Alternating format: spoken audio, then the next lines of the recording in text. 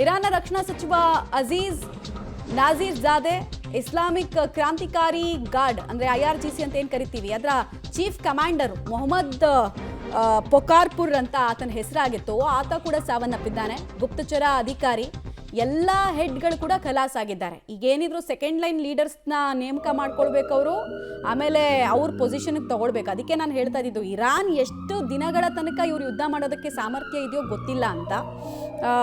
ಒಂದು ಇಲ್ಲಿ IRGC commander, ಹೊಸ ಕಮಾಂಡರನ್ನ ಕೂಡ ಇವರು ನೇಮಕ ಮಾಡ್ಕೊಳ್ತಾ ಇದ್ದಾರಂತೆ. ಇಷ್ಟು ಜನ ಒಂದೇ ಸಲಕ್ಕೆ ಹೇಗೆ ಹತರಾದ್ರು ಅಂತ ಕೇಳಿದ್ರೆ ಇವರೆಲ್ಲರೂ ಕೂಡ 3 ಪ್ರಮುಖ ಮೀಟಿಂಗ್ಗಳನ್ನು 3 ಲೊಕೇಶನ್ಗಳಲ್ಲಿ ಮಾಡ್ತಾ ಇದ್ರು ಅಂತ ಒಂದು ಅಮೆರಿಕಾದ ವೆಬ್ ಪೋರ್ಟಲ್ ಹೇಳ್ತಾ ಇದೆ.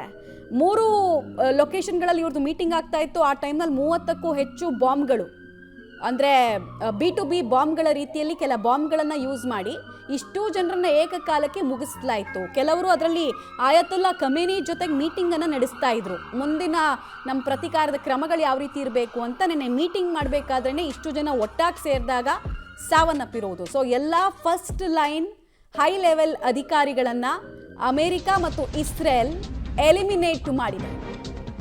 ಇರಾನ್ನ ಸುಪ್ರೀಂ ನಾಯಕ ಖಮೇನಿ ಹತ್ಯೆಯ ಬಳಿಕ ಖಮೇನಿ ಸಾವನ್ನ ಇರಾನ್ನ ಮಹಿಳೆಯರು ಸಂಭ್ರಮಿಸ್ತಾ ಇದ್ದಾರೆ. ಯಾಕಂದ್ರೆ ಹೆಣ್ಣಾಗಿ ಹುಟ್ಟೋದೇ ತಪ್ಪು ಅನ್ನೋ ರೀತಿ ಈ ಖಮೇನಿ ವರ್ತಿಸ್ತಾ ಇದ್ದ ಇರಾನ್ನಲ್ಲಿ. ಇರಾನ್ ಮುಕ್ತವಾಗ್ತಾ ಇದೆ, ಸ್ವಾತಂತ್ರ್ಯ ಸಿಗ್ತಾ ಇದೆ ಅನ್ನುವಂತಹ ಖುಷಿ ಅವರ ಮುಖದಲ್ಲಿ ಕಾಣಿಸ್ತಾ ಇದೆ. ಇದು ಅತ್ಯಂತ ಸಂತೋಷದಾಯಕ ದಿನ ಅಂತ ಈ ಖಮೇನಿ ಅಂತ್ಯವನ್ನ ಸಂಭ್ರಮಿಸಿದ್ರು. ಖಮೇನಿ ಫೋಟೋಗೆ ಸಿಗರೇಟ್ ಹಚ್ಚಿ ಸಂಭ್ರಮಿಸಿದ್ರು. ರಸ್ತೆಯಲ್ಲೇ ನೃತ್ಯ ಮಾಡಿ ಕೂಡ ಯುವತಿಯರು ತಮಗಾದ ನೋವು ನರಕಯಾತನೆಯನ್ನ ತಿಳಿಸಿದ್ರು. ಫೋಟೋಸ್ ತೋರಿಸ್ತಾ ಇದ್ದೀವಿ, ವಿಡಿಯೋಸ್ ಸಿಗ್ತಾ ಇದೆ ನಮಗೆ. ಜಗತ್ತಿನಾದ್ಯಂತ ಈ ವಿಡಿಯೋಸ್ ವೈರಲ್ ಆಗ್ತಾ ಇದೆ. ಅಂದರೆ ಮೂಲಭೂತವಾದ ಇಸ್ಲಾಮಿಕ್ ಮೂಲಭೂತವಾದಕ್ಕೆ ಯಾವಾಗಲೂ ಇಂಥದ್ದೇ ಎಂಡು ಅಂತ ಜನ ಹೇಳ್ತಾ ಇದ್ದಾರೆ.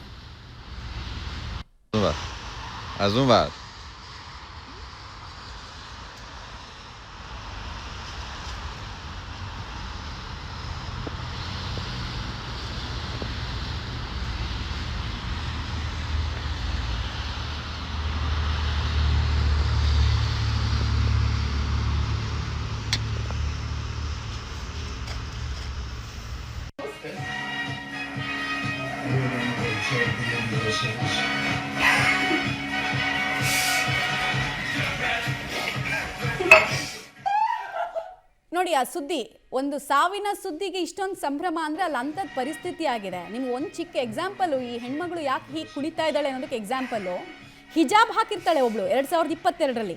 ಹಿಜಾಬ್ ಸರಿಯಾಗಿ ಹಾಕಿರಲಿಲ್ಲ, ಒಂಚೂರು ಮುಂದೆಗಡೆ ಕೂದಲು ಕಾಣಿಸ್ತು ಅಂತ ಆಕೆನ ದಾರುಣವಾಗಿ ಹತ್ಯೆ ಮಾಡ್ತಾರೆ. ಅಂತಹ ಕರ್ಮಠವಾದ ಇರಾನ್ನಲ್ಲಿತ್ತು. ಕರ್ಮಠ ಮುಸ್ಲಿಮರನ್ನಾಗಿ ಮಾಡಿಬಿಡ್ತೀವಿ ನಾವು ಅಂತ ಖಮೇನಿ ಹೇಳ್ತಾ ಇದ್ದ. ಆಮೇಲೆ ಖಮೇನಿ ಕೇವಲ ಇರಾನಿಗೆ ಮಾತ್ರ ಇದನ್ನು ಸೀಮಿತ ಮಾಡಿರಲಿಲ್ಲ, ಬೇರೆ ಬೇರೆ ರಾಷ್ಟ್ರದಲ್ಲಿರುವಂತಹ ಶಿಯಾ ಮುಸ್ಲಿಮರ ಬ್ರೈನ್ ಕೂಡ ಹೀಗೆ ವಾಶ್ ಮಾಡ್ತಾ ಇದ್ದ. ನಿಮ್ಮ ಮನೇಲಿ ಹೆಣ್ಮಕ್ಳಿದಾರ, ಅವ್ರನ್ನ ಹಿಂಗೆ ನೋಡ್ಕೊಳ್ಬೇಕು, ಅವ್ರಿಗೆ ಶಿಕ್ಷಣ ಸಿಗಬಾರ್ದು, ಅವ್ರನ್ನ ಅಂಡರ್ ಬುರ್ಕಾ ಇಡಬೇಕು, ಅವ್ರನ್ನ ಆಚೆ ತರಬಾರ್ದು, ಈ ಥರ ಆತನ ಐಡಿಯಾಲಜಿಯನ್ನು ಎಕ್ಸ್ಪೋರ್ಟ್ ಮಾಡ್ತಿದ್ದ. ಇದು ಮಹಿಳೆಯರ ಕಣ್ಣು ಕೆಂಪಾಗಿಸಿತ್ತು. ಇದು ಮಹಿಳೆಯರ ಈ ಸಂಭ್ರಮಕ್ಕೆ ಕಾರಣ.